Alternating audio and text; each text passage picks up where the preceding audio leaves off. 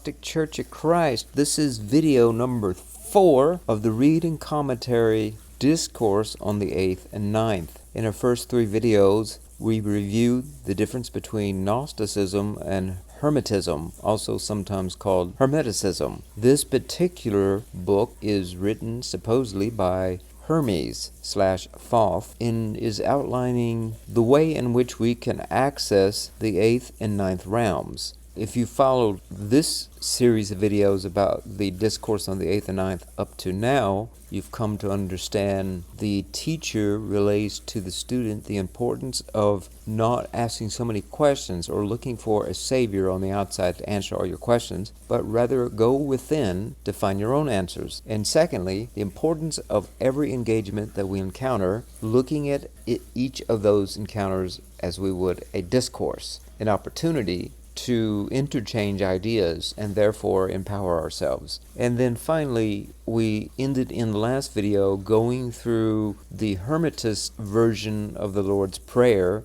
and how we might pray. And we've come to understand really the best way to pray is not to ask for something material, but rather to ask for guidance, to seek guidance, and to ask that we speak to ourselves in a way of forgiving, not only ourselves but others, much in the way the Lord's Prayer also suggests us. Similarly, our goal is to bring heaven to earth, and heaven is the spiritual self, and earth being the physical body. So that's essentially where we are up to now. So let's go ahead and pick up where we left off in the visions of the 8th and 9th. So the teacher says, "Child, let us embrace with love. Be happy. Already the power, light is coming to us from them." And that's from the 8th and 9th realms. I see ineffable depths. How shall I tell you, child, ...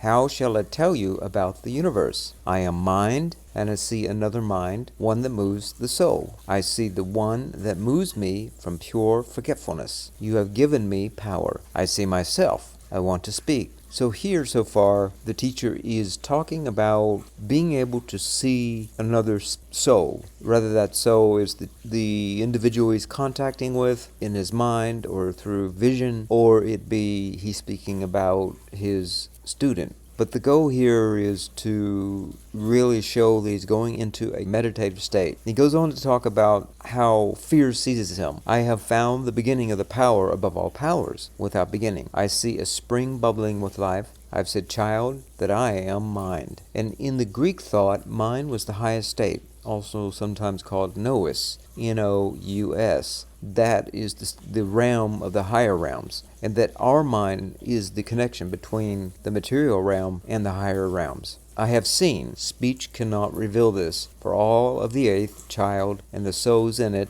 and the angels sing a song in silence. I, mind, understand. So really, he's just relaying more the essence of the experience, for he's really translating that he can't really describe it into words, what he's seeing in his vision. Goes on to say, how does one sing a song through silence? And remember, Gnosticism, we talk about the Father really is in a space of silence. Can no one speak to you? I am silent, Father. I want to sing a song to you while I am silent. Sing it, I am mind. Now, who's speaking to who? It's not really clear. Could be the student speaking, could be the teacher. But when he refers to I am silent, Father, he could be Hermes or the teacher that's speaking to the Father in the spiritual realms, or it could be the student speaking to Hermes. But here we continue, I understand mine, Hermes. You cannot be known since you stay in yourself. So this is saying it's hard for us to be objective about ourselves because we are constantly with ourselves. I am happy, Father. I see you laughing. The universe is happy. No creature will lack your life, for you are the Lord of the inhabitants everywhere. Your forethought keeps watch. I call you Father, eternal realm of eternal realms, great divine Spirit, who through Spirit sends moisture on everyone. What do you tell me, Father Hermes? So here the teacher could be looking at Hermes kind of the way we're looking at a god, or a semi-god, or a diva, or an intercessory, maybe the way we look at Christ. In this case, the teacher now becomes as a child to Hermes, the Father. And here he says, child, I say nothing about this. It is right before God for us to be silent about what is hidden. So again, you can see the same theme. Can you tell me about myself? Can you tell me the answers? And again, we're getting this. This is something you got to figure out for yourself. It's a lonely walk, much in the way the Father at the beginning was by himself. and he had that silent space that he had to work everything out for himself. Sophia wanted to not only have the blessings of being worthy before the Father and equal to the Father, but she also wanted to understand what it was like to be the Father. And so that anomaly brought forth each one of us in this realm also having to experience that silent space that is hidden from the demiurge and the minions, and often even hidden from ourselves,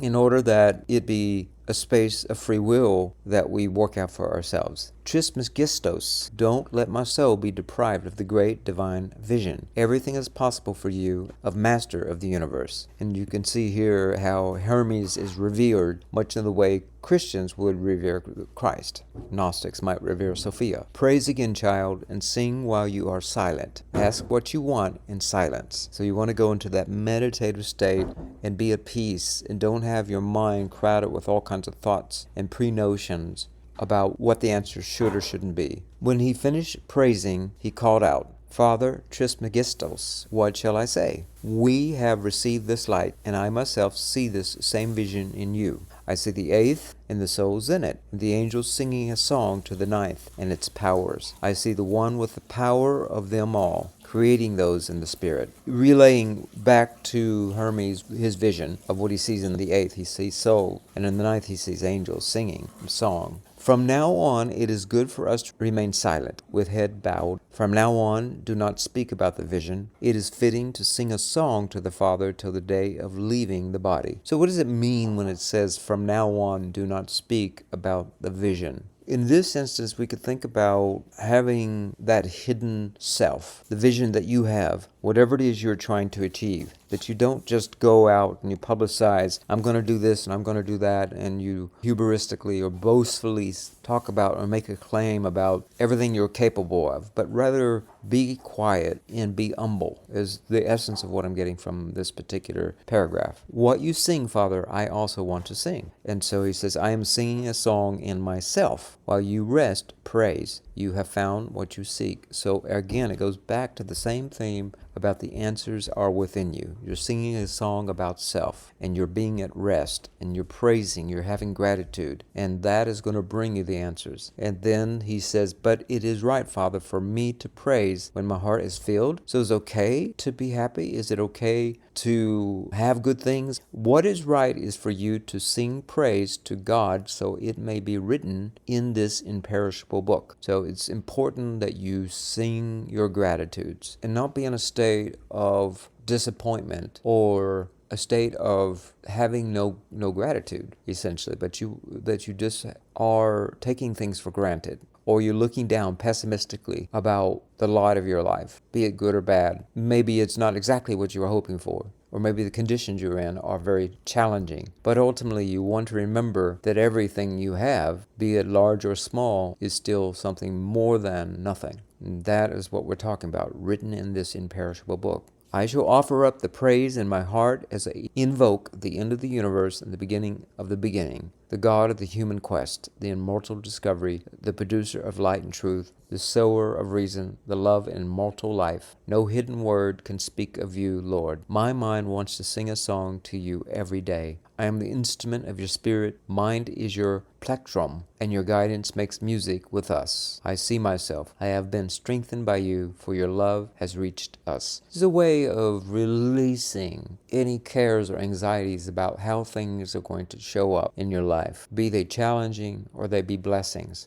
Ultimately, you are trusting that the universe, the Father, the Mother, is bringing about this great accomplishment within you. You do the work, you set forth your intention to do the work, but then you trust the universe is going to bring forth whatever it is you've cultivated. And this is the same way. You can't force the plant to grow. You can't force a rainy season or a dry season. All you can do is learn about quietly the signs and the symbols, the seasons, and grow wisdom and knowledge. That's what the prayer is about, so that you can plant your accomplishment or your seed wisely. And the rest is not up to you. It really is up to the Mother Father. And so this is that kind of releasing, again, back to the Mother Father. And so the answer is, yes, my child. And then the student responds, O grace, after this I thank you with my song. You gave me life when you made me wise. I praise you. I invoke your name hidden in me against the Christ within, the hope of glory. You can see that power is within you. And then this phrase is a way to go into that space of gratitude. Ah, oh, ye, oh, ye, oh, ah, oh, oh, oh, oh, oh. You exist with spirit. I sing to you in a devout manner. And so therein lies the way that you connect to the 8th and 9th realm, is to open up a space of gratitude, open up a space of faith and of really quietness or silence within self, meaning being at peace because you trust that all is going to turn out exactly the way the Father and Mother has intended from the beginning. Yes, you have free will to bring about the accomplishment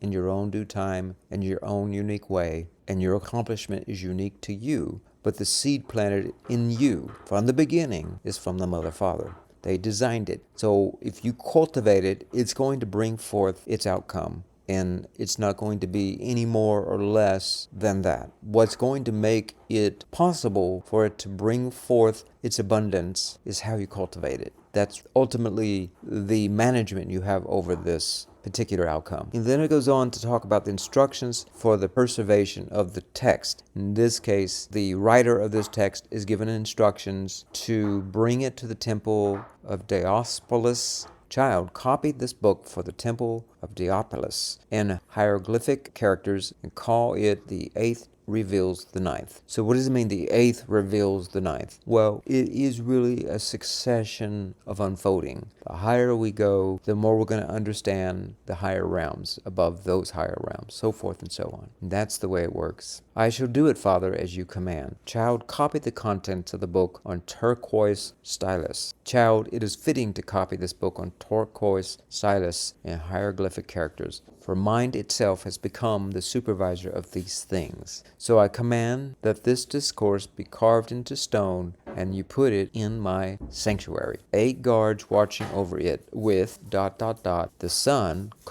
the males on the right have faces of frogs, and the females on the left have faces of cats. Put a square millstone at the base of the turquoise tablets. Now, all of these are different symbolisms in the Greek culture at that time that the Hermetists revered or metaphorically related to in some kind of sublime way, but I don't have the answers to what those are. I can only say that it's meaningful to them to seal this book in this way. Child, put a square millstone at the base of the turquoise temples, and copy the name on the azure stone tablet in hieroglyphic characters. Child, you must do this when I am in Virgo and the sun is in the first half of the day and 15 degrees have passed by me. So here we're talking about Virgo is one of the signs is represented by the way in which we communicate, the way in which we connect, and Gemini representing the way we connect to the outer world through communication and messaging, Virgo representing the inner world and the way we connect messaging and communicating